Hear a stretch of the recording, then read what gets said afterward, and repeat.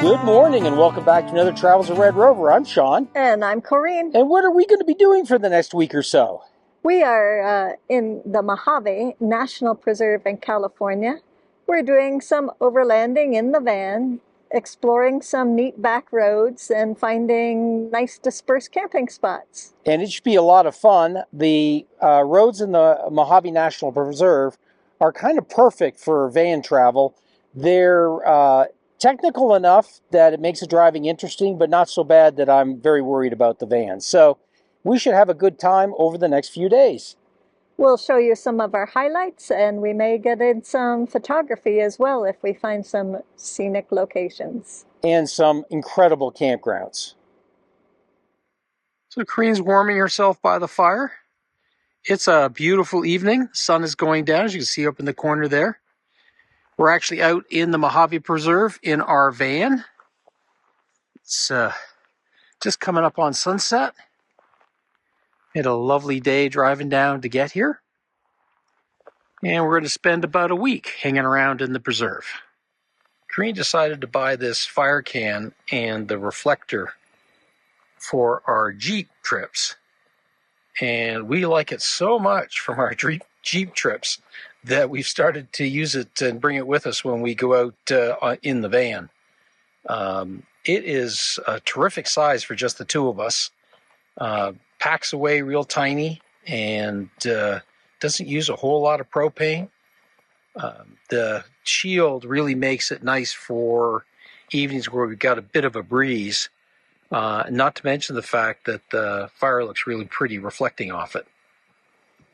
So if you've been thinking about something like this fire can has really turned out to be a great purchase for us. We're getting a really, really pretty sky tonight. Just sitting here enjoying the view. Absolutely gorgeous tonight. We got an absolutely beautiful evening, but it is really disappearing quickly. 2 minutes ago, the whole sky was lit up. Now we just got the little bit of sky over there. It's still looking really pretty. It probably will last a little while though. And here are a few photos from that evening. You know I want you close, maybe hold your hand a little while. Somehow I know you're gonna be the girl that I'll end up calling my own. We ride around in style, sleeves rolled up, glasses on, and then you make that smile and my heart starts racing when I'm with you. When I'm with you.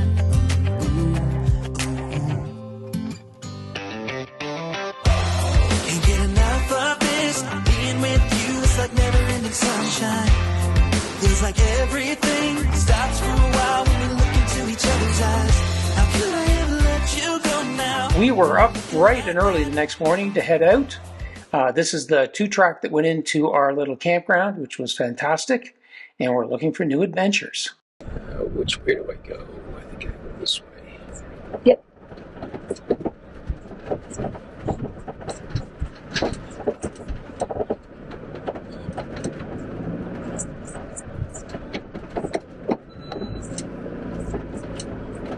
So when we're driving in the van, I tend to keep the tires a little lower pressured. Now we have fairly small tires on the Mercedes, and as a result of that, I can't lower them quite as much as I want because I also lose some of the elevation that the tires give us. So we lose about an inch in clearance when we reduce the tire pressure. Typically, I keep the tire pressure about 40 psi in the front and 50 psi in the back when I've lowered them. I can go down a little bit lower than that if I need to, if I'm getting in some deep sand or something like that. But I find that keeps the ride much better and at the same time doesn't deform my tires. I'd love to put some bigger tires on the Sprinter van sometime if I can figure that out. The biggest challenge we have in off-roading the van are washes that have a steep entry or steep exit angle. and these will cause us to either rubber bumper or rubber back end. Now we have extra plating on the back end and the front end to compensate for this, but it's still an issue for us. The other challenge we have in off-roading the van is that when we get really off camber, the van's very tall and can really feel the lean even in a fairly small ditch or rut, and can get things pretty interesting pretty fast as we get a pretty good lean on the van here. It feels far worse than it actually is. In fact, we've found that the van is extremely capable of handling a lot of these 2 tracks, even when it gets fairly rough.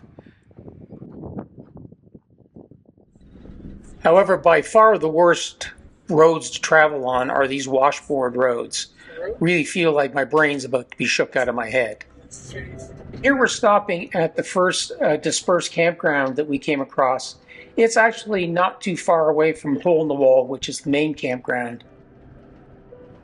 While we were out exploring, we found this really cool camping area, dispersed campsites. There's a few fire rings around here and different campsites around various sides of these rocks. We're going to check out whether there's one that's a little out of the wind. This is a nice little crevice in here, and it has a camp ring behind it. Not sure if it'll work for our needs since the angle of the wind might not be ideal, and it's a really pretty spot though. Would be beautiful on a calm day for sure. And as you could probably hear, the wind was very, very strong here. So we decided we wanted to move on and do some more exploration. It was also still very early in the morning. So we are at the Hole in the Wall. This is the visitor center. Just a little further up the road, there's quite a lovely campground. It's actually up over that way. Can't quite see it from where we're standing. So Corinne and I have decided to, instead of taking the main road back to Mid Hills Campground, we've decided to take the little 4-wheel drive road. The road is signed as having 4-wheel drive and high clearance. It's called Wild Horse Canyon. And it's called Wild Horse Canyon Road, as you can hear Corinne in the background there. It's probably going to take us a lot longer to get back. It's about 10 miles. It's going to take us longer to get back to the campground, but avoiding all that washboard, I'm not sure I mind actually taking me a little longer.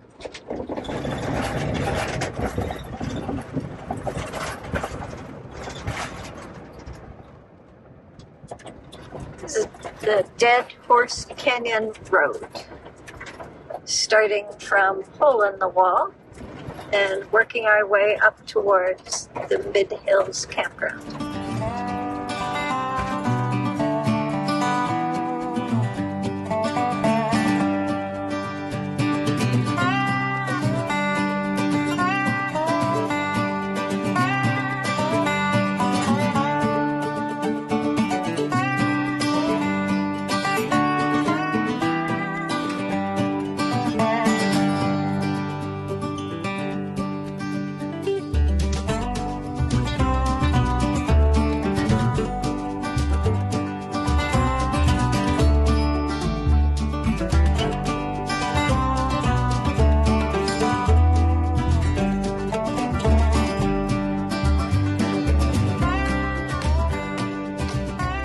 I love traveling these back roads. You never know what you're going to find. Here are a family of burros, wild burros, hanging out on the top of a hill. They are keeping an eye on us, and when we decided to move the van, they all ran over the top of the hill.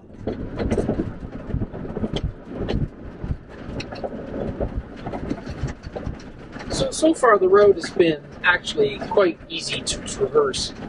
There are a few spots that are a little bit rocky, and we get a little off camber in a few spots and a few big stones. So one of the things to remember if you're going to come out to the Mojave Preserve and do some of these back road, 2-track roads, They are in generally pretty good shape a lot of the time, even some of the rougher ones. But that can change really dramatically, especially if we get a significant rainfall or snowfall in this area. Although those are rare, they can really change the ability to travel along these roads. The other thing that really can affect them is the amount of wind on the roads. It can actually make them quite dusty at times. So we're just about finished the road. We're coming up to the entrance to the campground that I think we're going to stay at tonight.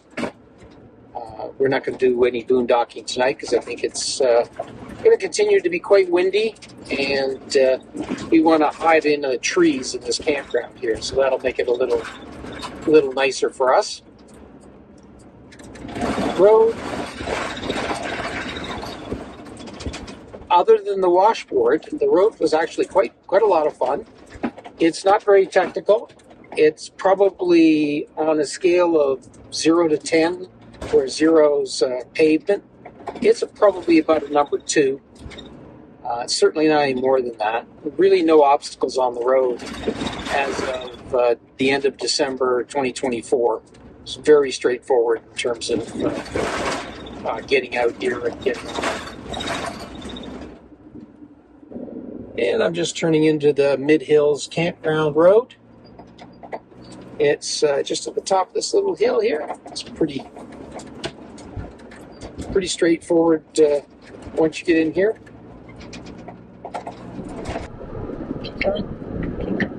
And this is the entrance into the campground. It's nicely spread out campground, so lovely from that point of view.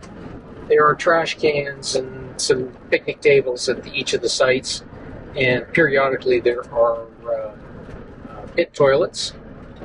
Makes it a lovely spot to camp.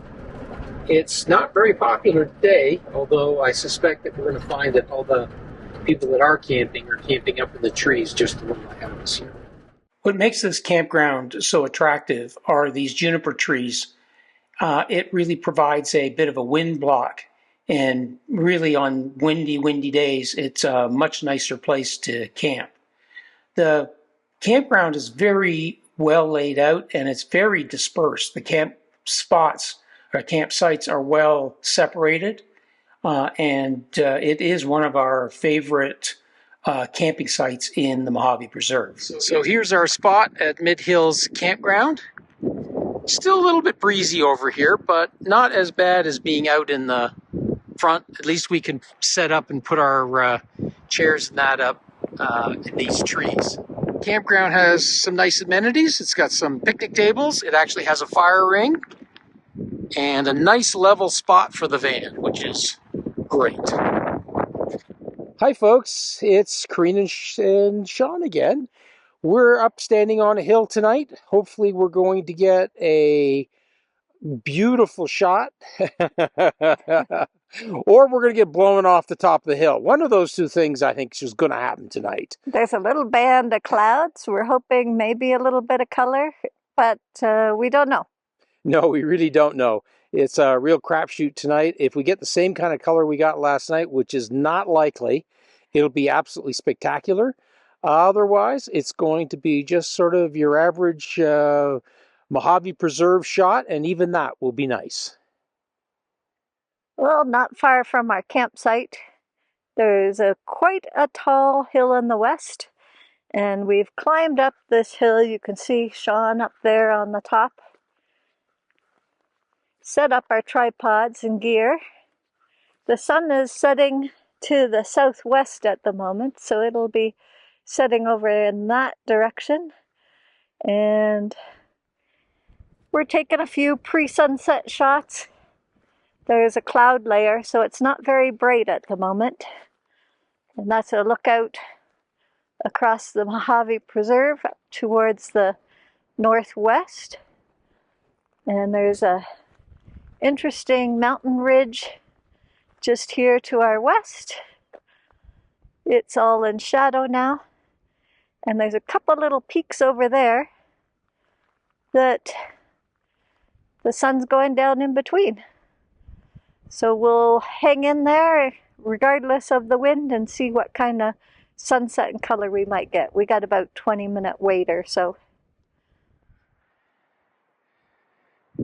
At some point since the last time we've been here, there has been either a fire or something has killed a bunch of the trees. There's a lot of dead trees on this side of the campground. The other side of the campground still has really nice looking trees, so they must have saved the campground when they were fighting the fire. Shawn mentioned that we had a nice sunset last night. We didn't get out the cameras then. We were tired from our drive out and just wanted to sit and relax after our meal and enjoy the evening. We had a nice Joshua tree forest around us, but we only picked up our iPhone cameras and took a few snapshots. So hopefully we'll get some nice sunset tonight just to capture something in the better cameras. Over there is a couple mountain peaks, and the sun has set down behind them, and there's another mountain ridge back there. You probably can't make it out. Let's see if I can get this. There we go. So we may get a little bit of reflection up on those clouds that are just over those two peaks. I've done a zoom in on that area with my camera and doing everything as a silhouette, so it's going to be quite simple and hopefully get some color here. I'm using aperture priority, f13, ISO 100, and a landscape film set with evening Kelvin scale up in the high 5,600 range. So we'll see how that works out. If you have the capability to stand up on a higher promontory when you're doing your photography at sunset, that's a good option because you never quite know which way the best color is going to show up in the clouds. Tonight we had originally set up with some shots facing to the southwest, but once we got a few of those shots through the two pinnacles, we took a look to the south and there was a nice set of clouds down there as well, and we took some shots looking that direction. Here's the southwest view we started with. Nice band of clouds and a nice yellow glow there on the horizon. But as we turn and look further to the south, there's some distant hilltops over there, and they're getting a nice pink glow. Here are a few of the shots that we took that evening. We hope you enjoy them.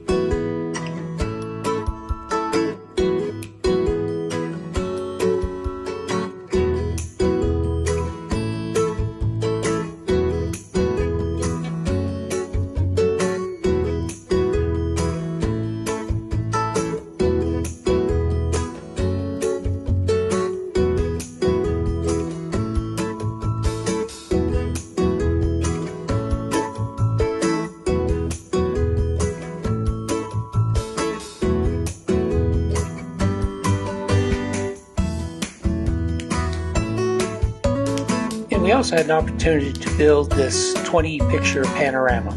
We hope you enjoy it.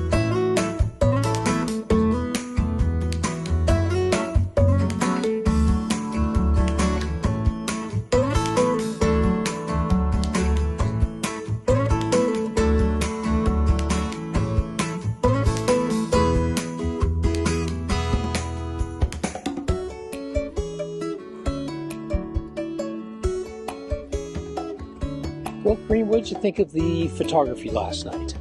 It was okay, not spectacular, probably not worth standing out in the cold for. But, you know, if you don't go out and it's spectacular, you kick yourself. Well, and that always happens to us. On the nights that we decide we're not going to do photography, we get these spectacular skies, and then we feel bad about it. So anyway, we just have to go out, and actually I really enjoyed it, even though it was really cold standing on top of that hill. It was a very pretty sunset, even though it was a bit limited. Well, I think it's time to bring this video to an end, and if you enjoyed it, please give us a thumbs up. And if you'd like to see more of our videos, we'd really appreciate it if you'd hit the subscribe button down below. And we're getting really close to 500 subscribers, so we'd really appreciate if you would subscribe. And if you do subscribe and hit that little bell button, you'll be notified when we release videos.